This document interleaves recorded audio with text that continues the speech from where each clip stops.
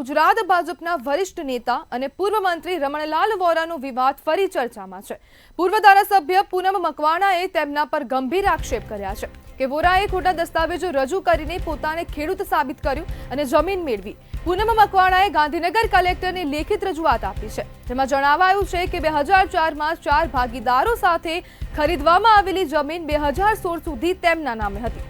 ત્યારબાદ રમણલાલ વોરાએ પોતાની પત્ની અને દીકરાઓના નામે જમીન નોંધાવી। 2024માં આ જમીન દિનેશ પટેલ નામના મિત્રને 3 કરોડ 7 લાખમાં વેચવામાં આવી, જેને પછી એને રૂપાંતરણ કરાવીને ફરીથી વોરાના દીકરાઓના નામે વેચી દેવામાં આવી। પૂનમ મકવાણાએ કહ્યું કે ખોટા દસ્તાવેજો દ્વારા ખેડૂત બનવું ગંભીર અપરાધ છે અને આવા કેસમાં કડક તપાસની જરૂર છે। શું વોરા પર માત્ર વિવાદોના વાદળો ઘેરાશે કે પસાર થઈ જશે, એ હવે સરકારની કાર્યવાહી પર નિર્ભર છે।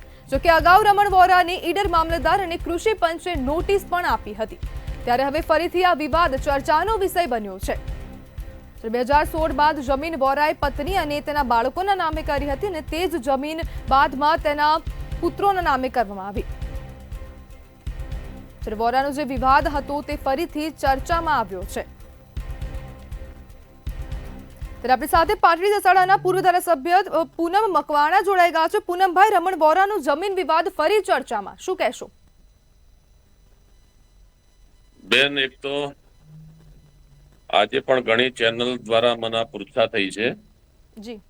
આ મેટર લગભગ 12 મહિનાથી ચાલી રહી છે જી।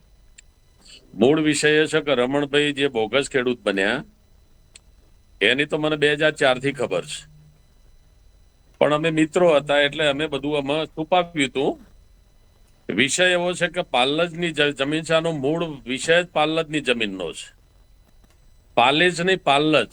પૂનમભાઈ, જો તમારા મિત્ર હતા તો પછી મિત્રની ખોટી વસ્તુ છુપાવવી કેટલી યોગ્ય? એટલે એ હું તમને કહેવા માંગુ છું, એ જ તમને હું મારી વાતમાં વણી લઉં છું એ બધી બાબતો।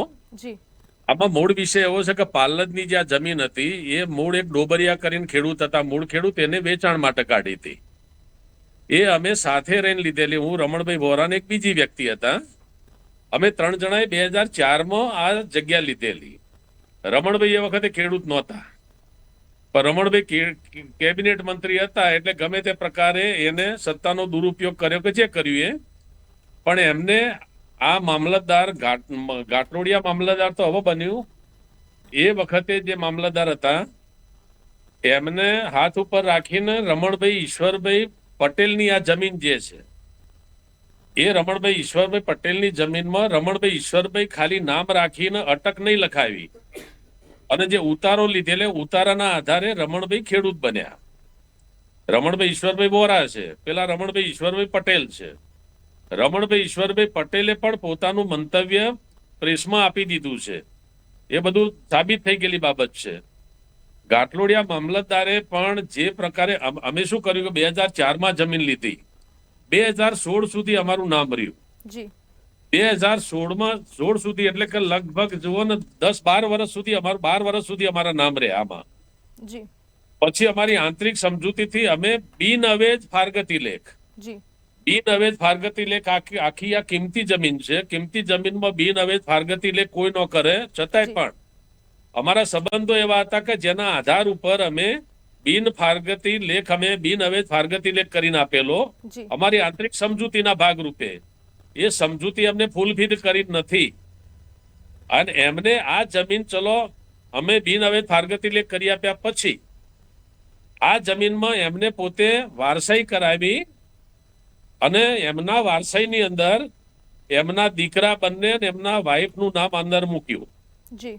આ નવા ઉતારા ઉપરથી એમને એમના મત વિસ્તારના જે ભાઈ છે, જે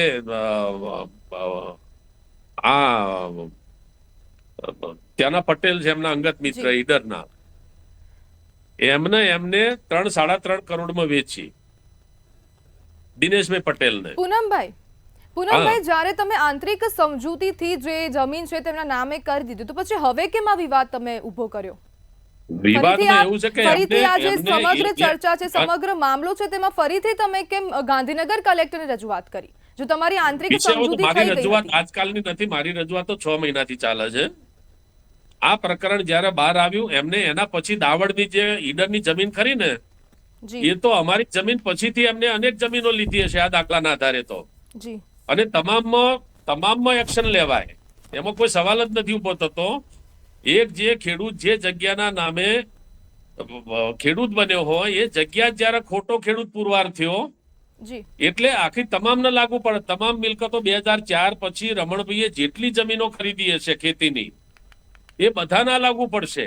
જી ખાલી પાલનની આ જમીનનો વિષય નથી આવતો, પણ પાલનની જમીનનો જ્યાં સુધી સવાલ છે ત્યાં સુધી એમને જે દિનેશભાઈને વેચી 3.5 કરોડમાં, ત્યાર પછી દિનેશભાઈએ એને ગાંધીનગર કલેક્ટરમાં એને માટે મૂક્યા પછી તાત્કાલિક એનું એને થઈ જાય, એને થઈ ગયા પછી એ દિનેશભાઈ પટેલ પાછી આ જ જમીન ફરીથી રમણભાઈ વોરાના દીકરાઓને વેચે 13.5 કરોડ કે 13 કરોડમાં, જી મોટી રકમ આટલી.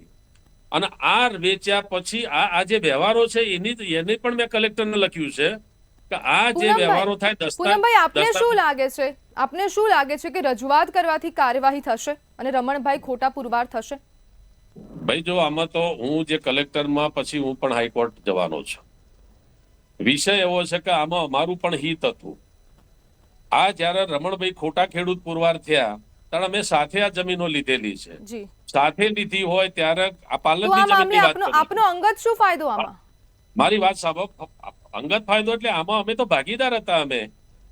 અને એ જયારે ખોટા પુરવાર થાય અને સરકાર કદાચ શ્રી સરકાર કે બીજા એક્શન લે તો અમને સાંભળવામાં આવે એવું પણ અમે કલેક્ટરને લખ્યું છે. જી જી અને સાંભળ્યા પછી નિર્ણય થાય જી પૂનમભાઈ, અને કલેક્ટર પણ ખોટા નિર્ણય કરશે તો ના છૂટકા અમારે હાઈકોર્ટમાં જવું પડશે. જી આ વિષય બહુ ક્લિયર છે.